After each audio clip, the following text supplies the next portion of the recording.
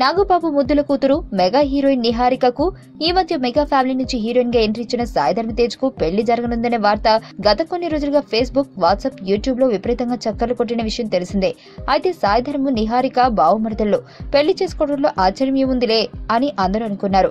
అంతేకాదు ఇరు కుటుంబాల వారు కూడా వీరి పెళ్లికి గ్రీన్ సిగ్నల్ ఇచ్చేశారని ప్రచారం జోరుగా సాగింది. అయితే ఇంతవరకు ఈ విషయంపై నాగబాబు ఫ్యామిలీ గాని సాయి ధరమ్ తేజ్ కుటుంబం గాని స్పందించలేదు. ఈ రూమర్స్ కు ఎట్టకేలకు సాయి ధరమ్ తేజ్ స్పందించి తెరదించాడు. తన ప్రతినిధి ద్వారా మీడియా ద్వారా ఒక ప్రకటన విడుదల చేయించాడు. నిహారిక నాకు చెల్లెల్లాంటిది. మేమిద్దరం పెళ్లి చేసుకోబోతున్నామని వస్తున్న వార్తలని అవాస్తవం. కొన్ని మాధ్యమాల్లో ఈ విషయంపై వార్తలు రావడం బాధాకరంగా ఉంది. తామిద్దరం చిన్ననాటి నుండి ఒకే కుటుంబంలో కలిసి పెరిగాం.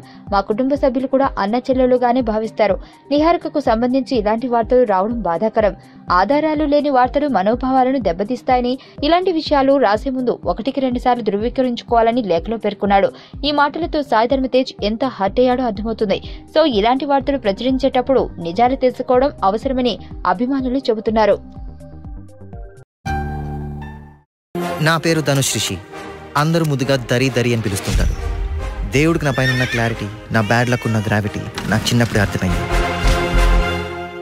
నా లైఫ్లో లక్ ఫ్యాక్టర్ రాంగ్గా ఉండొచ్చు, కానీ లవ్ ఫ్యాక్టర్ మాత్రం చాలా స్ట్రాంగ్గా ఉంది. ఒక మనిషి చేయి చూసి తన జాతకం మొత్తం చెప్పేయగలను.